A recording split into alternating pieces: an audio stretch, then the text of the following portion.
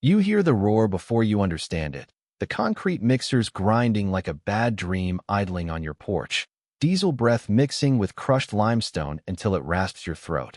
And I'm frozen on the cedar steps watching the little creek that's outlived every story on this hill get strangled into a low, gray trench.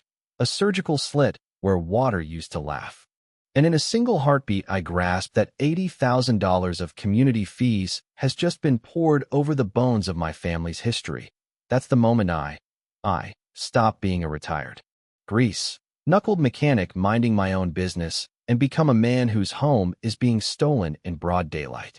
My name is Ethan Walker, 58, and until 6 months ago, I figured the most dangerous thing in my life was hunting down a stubborn carb part for a 1972 Harley. But it turns out the real hazard rolls up with a laminated handbook and a smile sharpened on closing costs.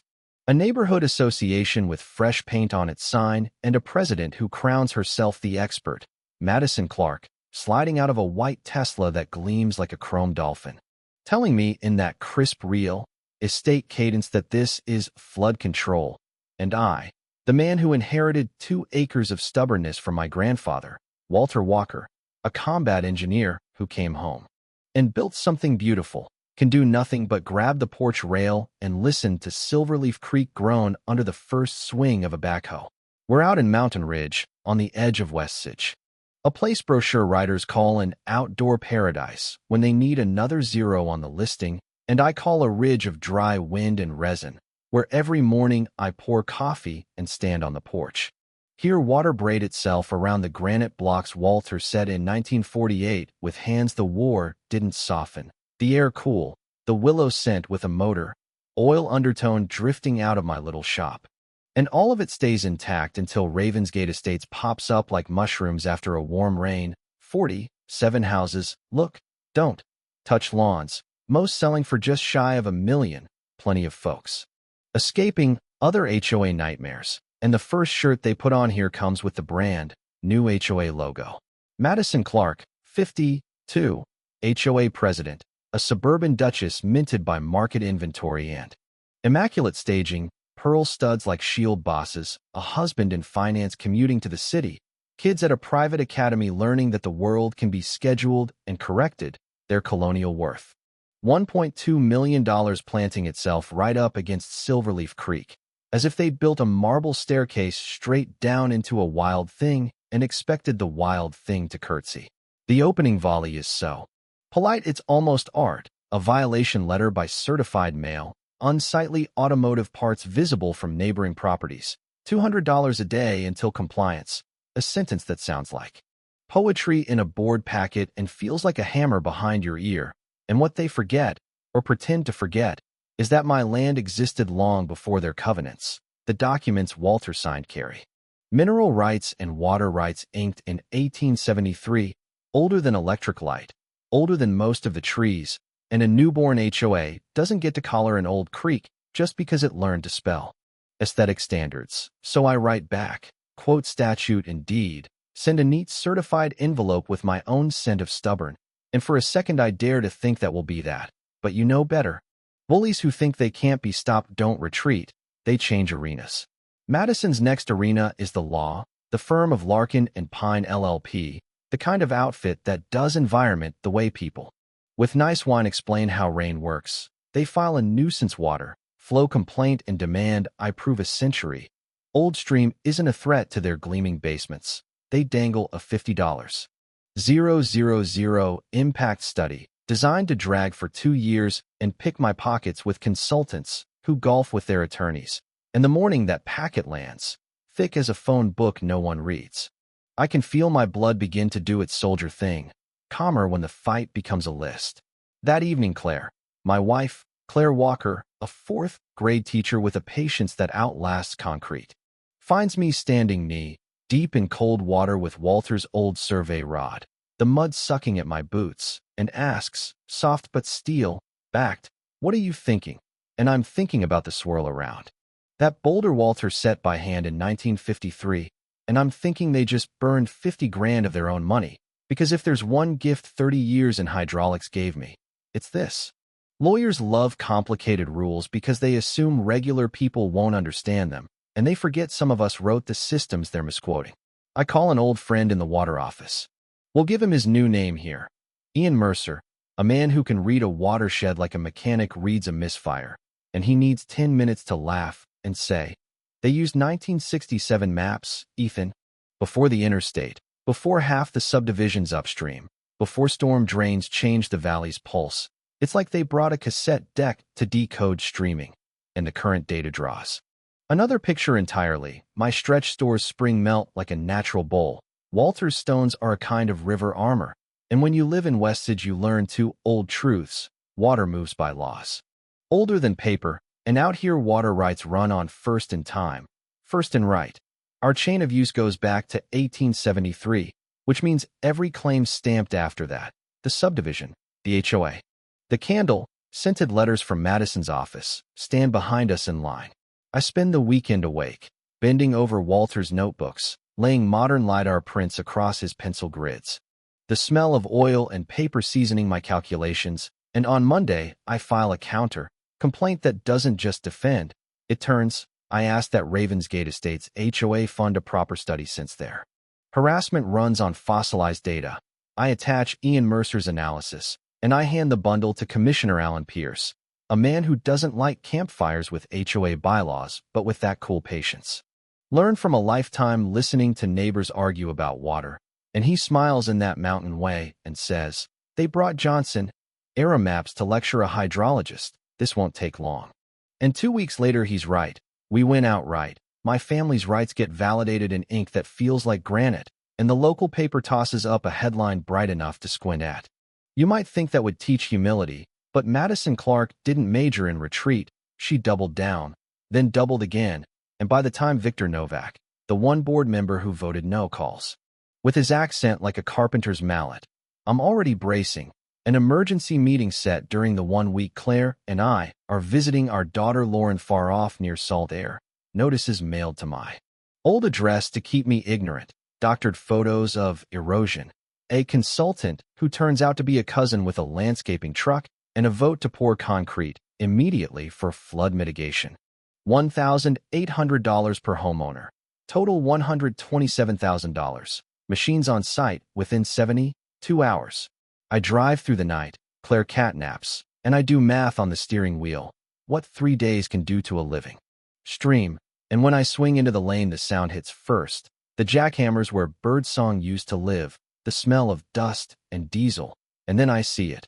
Where Silverleaf Creek danced there's a raw channel, 18 inches deep and dead straight, the kind of thing you'd expect behind a big box store, not cupped inside Mountain Ridge. And Claire cries, and I hold her hand and swallow mine. Because here's a thing 30 years of rivers teach you. Water remembers. Concrete is temporary. Truth is not. I take pictures and flows and samples, and then I pull the thread on Ironcrest.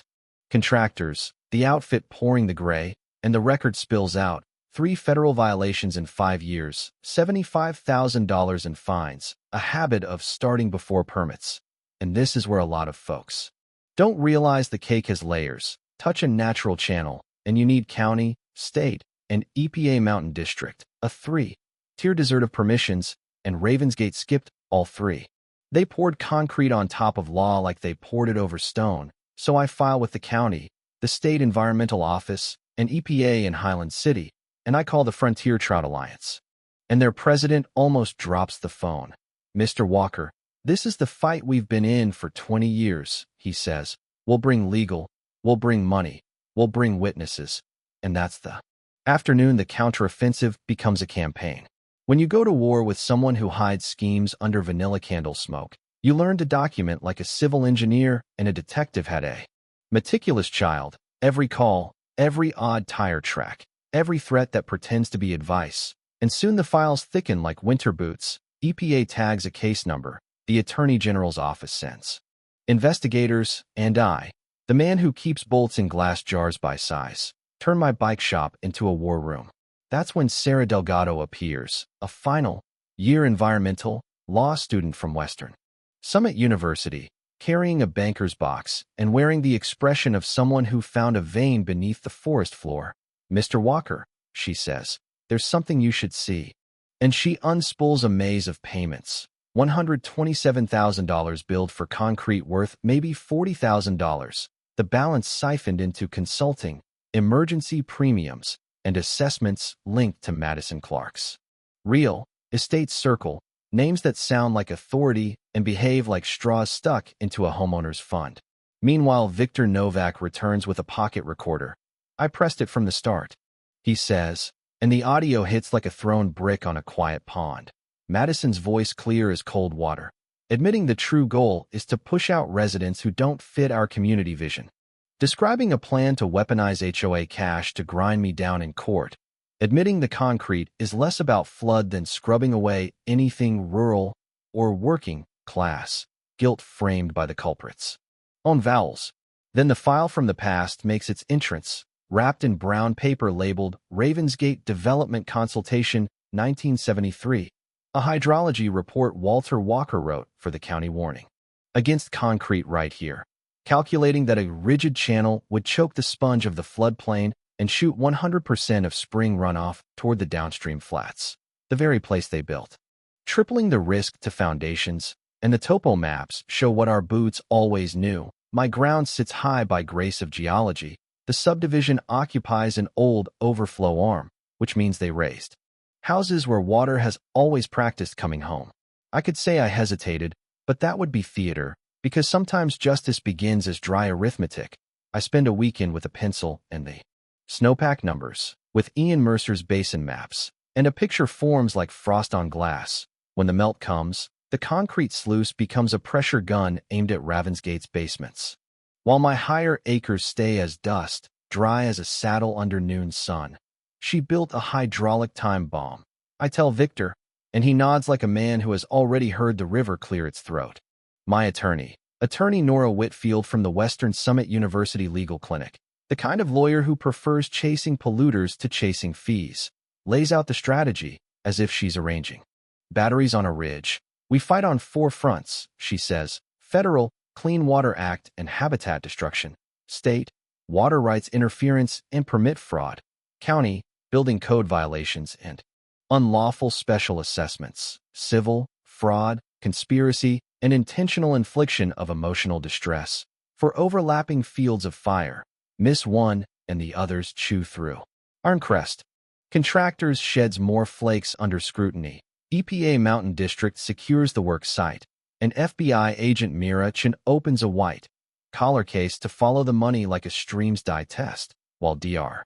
Helena Cruz at Western Summit's Environmental Engineering Lab runs the models, the lines leaping on her screen like hail on a tin roof. For 100% increase in risk, velocities in the chute sufficient to undermine footings, and insurance adjusters begin asking the question no one wants to hear: who modified natural drainage and were permits obtained? And Ravensgate Estates HOA has nothing to wave but hand-warmed air. Madison doesn't step back. She raises stakes, fat envelopes with the smell of vaults placed on glass desks. $500,000, then $750,000, both with gag orders thick as technical manuals, both requiring me to disappear from Westside, to hand over my water rights to a conservation trust run by the HOA, and never again say creek or governance. Above a whisper, the threats sugared over. Lawsuits eat families, and I carry a legal pocket recorder because our state allows one-party consent, and the next line Madison hisses brightens like lightning over dark water. Refuse, and I'll make you toxic on every vendor list. I'll complicate Claire's teaching career. And that same night my shop is hit again. The finished 72 Harley shoved over so her frame bows like a cracked rib, pages from Walter's notebooks torn and smudged with oil, but the upgraded cameras catch it in color, hoodies moving fast, the white Tesla idling with its smug vanity plate at 2:17 a.m., and one vandal wearing the exact boutique sneakers Madison's 17-year-old posted 2 days earlier. Meanwhile, the smear campaign descends on Claire's tutoring with the creativity of cowards. Unprofessional, political agenda, calls to her principal, the anonymous letters whispering extremist. And here's what people like Madison never grasp about engineers: pressure makes us more methodical, not more fragile. The town gets bigger than my porch. Storefronts hang stand with Ethan signs. The Veterans Hall shows up as if someone called rank. The fishing club, the environmental. Nonprofits lift Silverleaf Creek onto their shoulders, and the high school kids pick up shovels and nursery flats and rename their science fair, Return the River, and our restoration fund. The Silverleaf Revival begins to swell. Frontier Trout Alliance pledges $25,000. Sierra Circle adds $15,000. Neighbors who once nodded along with Madison arrive with shovels and shy apologies. And the valley smells like wet earth and plants. The snow that winter stacks deep as saddle blankets. March runs 15 degrees hot. Weather bulletins stick red to the fridge. Flood watches creep too. Flood warnings. Silverleaf is already at 150% of seasonal flow and climbing, and Madison tries to handcuff the witness. She files for an emergency restraining order that rebrands me as a bidder. Veterans stalking families and threatening infrastructure, stapling photos of me measuring velocity as suspicious reconnaissance, and the hearing lands on the very day the melt is forecast to crest, which is either cosmic irony or proof she knows exactly how close she is to the edge, and Nora plants a legal brief on my kitchen table like a decision. She's trying to tie you up while the river writes the verdict, she says. But a hearing means she swears. And then the tapes and the money trail and the missing permits will swear back. The night before court I sit in the shop wiping down Walter's old service revolver. Not because I expect trouble, but because rituals focus the mind. Claire leans on the doorframe, asks, "Tomorrow changes everything, doesn't it?" And I nod. Because outside the creek is a throaty animal, and the concrete whistle is thin and frantic, and Highland City's choppers are already combing the valley. FBI agent Mirachin texts. Warrants queued. EPA seals the site. Dr. Cruz prints velocity plots that rise like cliff faces, and I pack the notebooks that smell like the original creek. By morning, the federal courthouse is a sardine can. Judge Evelyn Blackwell. The one corporate counsel mutter about over-trembling coffee. On the bench, a gallery half, full of environmental groups, a corner claimed by veterans with straight backs. The rest neighbors who've tasted HOA zealotry. Cameras knotting the hallway like ivy, and Nora Whitfield opens with a surgeon's mercy. Not much, but enough. A century.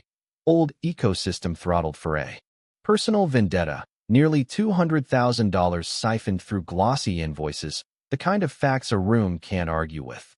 Opposite us, a Larkin and Pine associate stumbles through a script about radical anti-development sentiment. And then Nora presses play, and Madison Clark's voice pours into the air like cold river water, the bribes and the vision, the scheme to weaponize dues.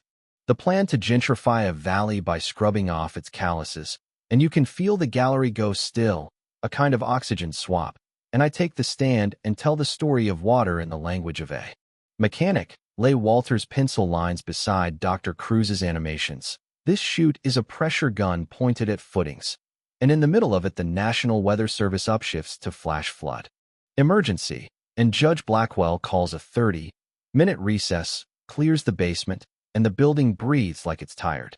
When we reconvene, phone screens around the room strobe with alerts, and the live helicopter feed shows Ravensgate Estates turned mirror, black, water backing up behind a concrete bottleneck exactly where Walter said it would, pumps whining, basements drowning. While my workshop on its old high ground is ironically, indecently dry, Nora cues a time, stamped satellite still. Your Honor, she says, as we sit here, the defendant's project is flooding the homes it was meant to save. And that's when Madison comes apart, ranting about weaponized weather and eco-terror. And Judge Blackwell raps the gavel, voice clipped like a cold rope. Control yourself or be found in contempt. Lunch brings more than sandwiches. FBI agent Chun serves new warrants. EPA tapes the concrete sites as crime scenes. The county DA announces a criminal probe into HOA finances. A few board members slide out the side door and keep walking. And the afternoon stops running and walks. But it still arrives, as judgment always does. Judge Evelyn Blackwell's ruling lands like clear weather after a week of sirens, violations of the Clean Water Act, infringement of adjudicated water rights, fraud, conspiracy, intentional infliction of emotional distress. In order to remove every yard of concrete and restore the creek, $750,000 in damages, including fees and punitive awards, a precedent that nails water rights beyond the reach of HOA. Overreach, language that doesn't just say no, but says never again. We step out into a line of cameras twitching like summer lightning, and I don't raise a fist. I think of water when it isn't. Handcuffed, and that night, while crews pump mud from Madison's basement and contractors prep to free Silverleaf Creek from its gray corset, I stand on the porch with Claire tucked into my shoulder. Listen to the temporary trickle we manage to loosen find its old tone, and Claire whispers, "Justice sounds like running water." And for the first time in months, my shoulders drop one notch. 6 months reshapes a valley. Where a concrete scar once cut into the skin of the earth, there's a meander again, a channel edged with native willow and wildflowers that fire like confetti. Mountain trout nosing back into gravel beds, kids crouching with barbless hooks and big eyes, adults walking after dinner without flinching at gray edges, the smell of clean dirt and pine replacing diesel and cement. And the Silverleaf Revival uses that $750,000 to pay hands in trees and boulders and backhoes, then sets aside the rest for the Walter Walker Environmental Engineering Scholarship at Western Summit University, and the first recipient is Sarah Delgado, now wearing an EPA Mountain District badge, her young voice speaking for creeks that haven't learned to beg yet. As for Madison Clark, her ending isn't cinematic, it's precise, a plea on federal fraud, 18 months in minimum security, 3 years supervised release, full restitution to Ravensgate Estates.